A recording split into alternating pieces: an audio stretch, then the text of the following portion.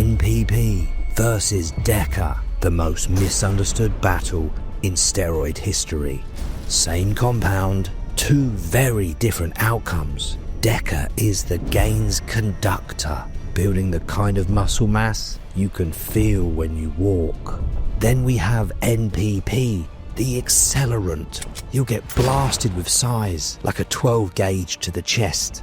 Today is a tactical analysis of how nandrolone is misunderstood, misused, and feared.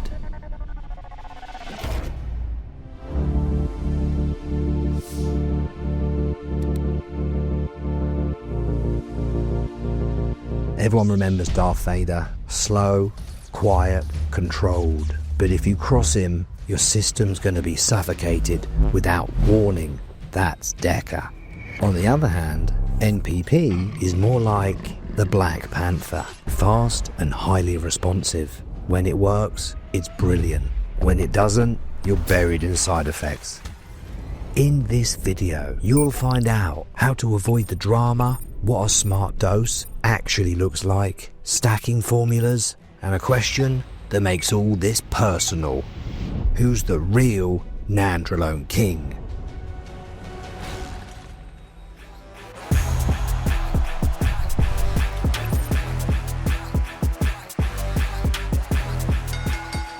On the molecular level, NPP and Deca are the same base compound, nandrolone. The only difference? The ester, which controls how fast the mass juice hits the system. Nandrolone decanoate. Deca has a half-life of 15 days, so it releases slow and its effects peak after 6 weeks. Essentially, it hangs around in the system like background radiation. Invisible, but you just know it's always there. Nandrolone phenylpropionate. Half-life 3 to 5 days. Kicks in fast and leaves fast. In other words, it's the sprint king of nandrolones. But it's not just an injection, it's a coded message. Time it right and you're a weapon, but time it wrong and side effects will begin to hunt you from day one. But wait, if they're the same compound with different timing, why does one make you feel like a beast while the other has some guys napping on their gym bag?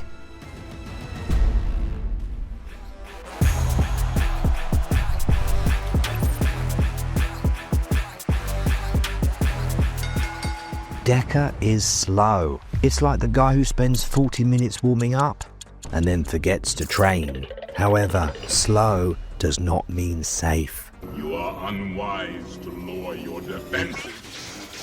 So if anyone's got big delts and feels completely drained, these lab reports will tell you why. But don't just stare at your results like it's your bank balance after a Vegas weekend. Use these tools to smartly respond. Omega-3s fight inflammation and improve lipid health. Zinc and magnesium boost recovery, balances hormones. Ashwagandha supports adrenals, stabilizes mood. Vitamin D3 and K2, these are essential for hormone function. Taurine protects nerves, strengthens the brain and heart. L-theanine soothes the nervous system. Tyrosine fuels dopamine production. B12 and folate, these shield the brain, supporting methylation.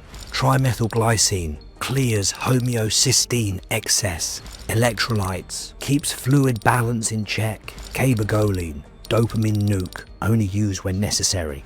Telmisartan protects heart size, balances blood pressure, supports kidneys and insulin. But watch out, even with perfect blood work, libido issues can still strike, as nandrolone does not convert to DHT like testosterone. Instead, it converts into dihydronandrolone, a much weaker androgen. This means less fire, less fight, and a brain stuck in aeroplane mode.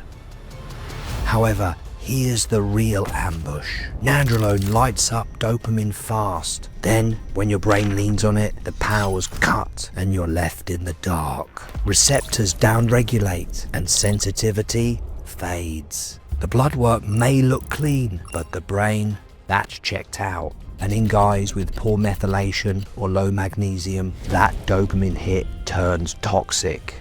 So the risks are real. But what if you could build a stack to bend the risks in your favor?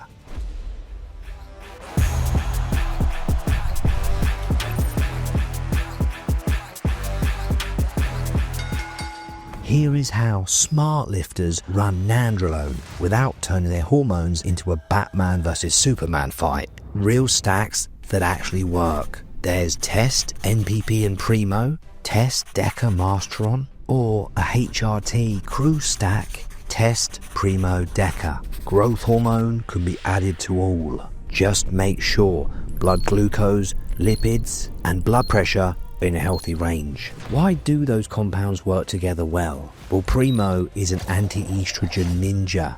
Gives you a drier look, improves mood, and supports estrogen balance without nuking it. Masteron, that's a water-reducing ally and soft estrogen modulator. It gives you a dry, dense, hard look without needing a harsh aromatase inhibitor. NPP allows fast feedback with fast fixes. It's highly anabolic and hits you low androgenically, so you can increase your estrogen mid-cycle without losing sleep. Deca is ideal for long-term cruising or layering. There's less oil, really joint-friendly, and subtle but stable gains. Add-ons to consider: Anavast strength spikes and training aggression without a crash. Injectable L-carnitine enhances fat oxidization, improves endurance, and increases androgen receptor sensitivity. Anadrol, a heavy hitter. Brutal strength and fullness. This stuff is not to be taken lightly. Dramatic size and dramatic side effect potential. So we've got the formulas for stacking, but now we need the rules.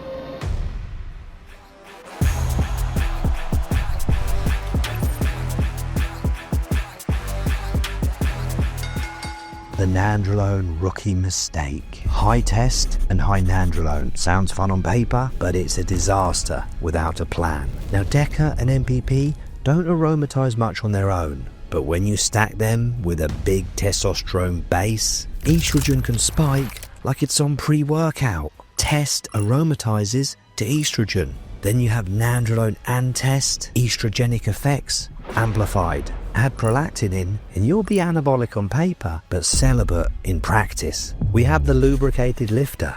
That comes in with a higher Test base. The Deca or NPP is significantly lower. It's used for joint support, tendon resilience, and mobility perks. Another option is the smooth operator. We don't have an exacerbated testosterone base, but the Deca or NPP is a lot higher. This is for guys who value mood stability, hairline preservation, as Nandrolone will be their primary anabolic to build muscle. Now, the lubricated lifter and the smooth operator are both forgetting to manage estrogen because they're missing out on the golden rule to do with Nandrolone or any steroids. It states, what does your blood work say? And that is going to give you all your dosages and the best stacking option. Not your mood, not your just double it bro personal trainer, and definitely not some bald guy yelling out mixology advice, even if it is on the best anabolics channel on YouTube. The only real influencer should be frequent blood work. And when that happens, everyone's cycle stacks are personal to them. So here's an example of a little something that I've been running for a while now. My labs are done multiple times a month. That way, every possible side effect gets choked out on a spreadsheet before it even shows up. Now, I definitely don't suggest you copy anything that I'm doing. I have no choice. I know, John, but remember, anything that I do is potentially very dangerous for the following. All those blood work dodgers, the Reddit cycle copy and pasters, the lads who wait for symptoms and then get their health checked. And finally, 300 mg looks about right crowd. And higher dosages, even when done properly from labs, isn't just something a person jumps into. They're always deployed with a slow, health-conscious titration over many, many months. If you want to check out the full video on how I escalated all my dosages safely on a year-long cycle, it's here. So with all the principles on how to use Deca and NPP locked and loaded, the real question question comes in. Who is the nandrogenic king?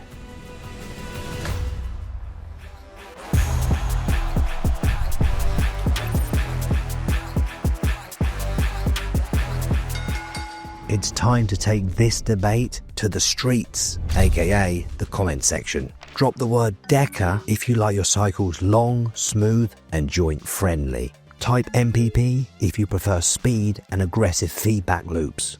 Remember lads, there's no wrong answers. In any case, this is how I use NPP and Deca. They only come in for joint support, not dominance. The test does the heavy lifting, drive, aggression and output, because if a person can leverage test, it's unmatched. So, in a cycle application, NPP would come in first, front-loaded to purely bridge the gap until Deca kicks in. And that's going to be about 6 to 8 weeks to really express its benefits. Once Deca's active, NPP steps out. But here's the truth.